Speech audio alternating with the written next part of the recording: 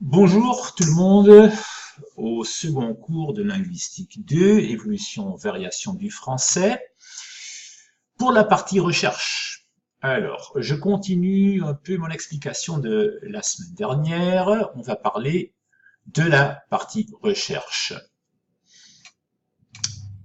Alors, cette semaine, vous avez déjà décidé si vous voulez faire une recherche en diachronie, c'est-à-dire la linguistique historique plutôt, donc l'évolution de la langue, ou bien une recherche en synchronie, c'est-à-dire faire une recherche à propos d'un phénomène linguistique à un certain moment donné de l'histoire, ou bien les variations de la langue, plutôt le livre de Françoise Gadet, mais en partie aussi le livre de Michel Perret. Donc, vous avez déjà décidé cette semaine si vous voulez faire une recherche en diachronie, soit en synchronie.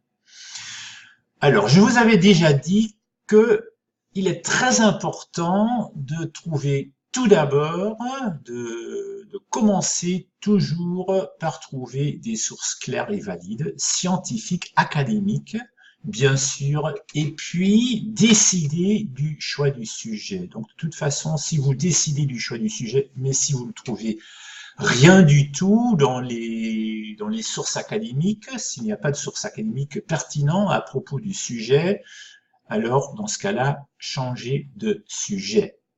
Donc tout d'abord, il faut avoir les sources claires et valides et puis faire le choix du sujet. Alors, si vous avez trouvé un sujet pertinent, alors ça c'est le moment de poser une problématique avec deux ou trois sous-questions. Donc au maximum trois sous-questions, au minimum deux sous-questions.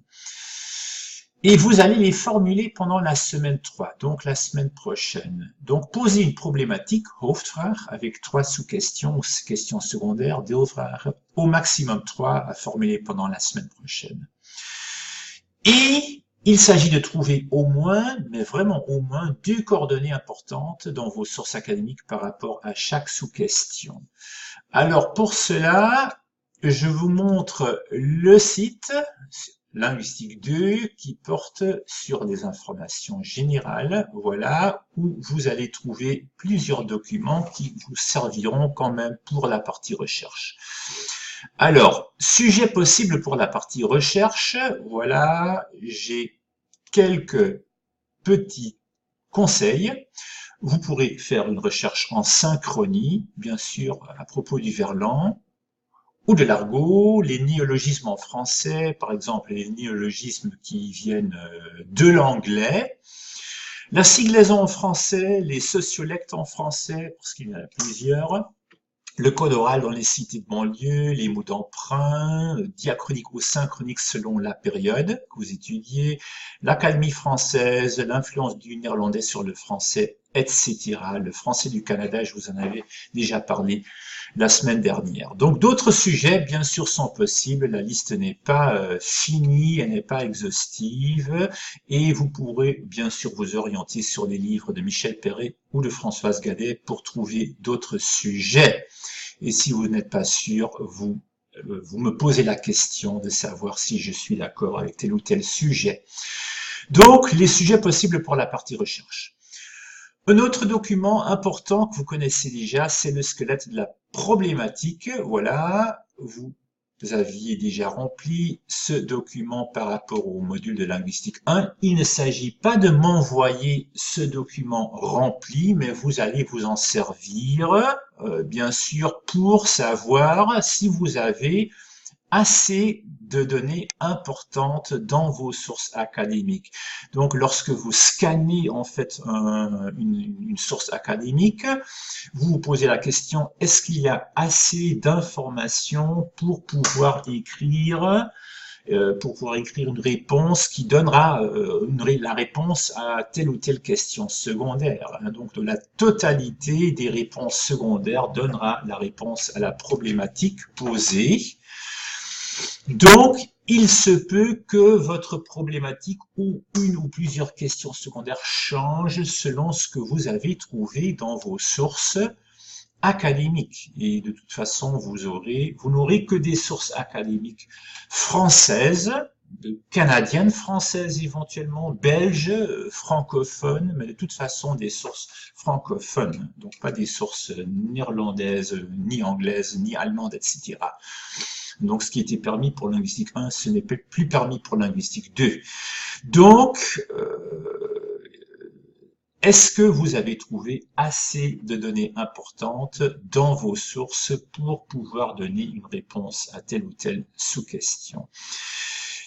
Bien sûr, dans votre rapport de recherche, il faudra établir une bibliographie selon les normes APA correctes. Donc déjà dans votre plan d'action, onderzoeksplan, vous rédigez votre bibliographie selon les normes APA correctes. Et voilà. Bon, on retourne au diaporama. Voilà. La recherche. Suite, le sujet. Lorsque vous avez décidé du sujet, envoyez-moi votre plan du compte-rendu pour avoir un go, ou encore dans le cas où ce n'est pas encore suffisant, un no-go, éventuellement reformulé après, pendant la semaine 3 ou 4, mais je vous conseille de ne pas trop attendre, pour m'envoyer votre compte rendu, votre plan du compte rendu, pour avoir un go. Voilà, n'attendez pas trop longtemps. Vous aurez la première et la seconde période pour faire vos recherches, c'est-à-dire que vous allez rendre votre dossier avec la recherche à la fin de la période B pendant la semaine des tests. Voilà. Donc, où trouvez vos sources? Ben, vous saviez déjà, les sources sont toujours des sources académiques, donc pas de manuels, geen handboeken. Les moteurs de recherche, scholar.google.fr, bien sûr le site de la médiathèque, la HU, par exemple, Hugo, ou de la UBU, donc la bibliothèque de l'Université d'Utrecht. Cherchez dans les catalogues, et là vous avez un lien qui vous mènera donc dans les banques de données. Vous pourrez trouver des sources fiables, valides et claires. Donc on met la bibliothèque, voilà, et vous pourrez chercher dans Hugo. Voilà. Alors, pour cette semaine, c'est tout. Bonne chance avec la recherche.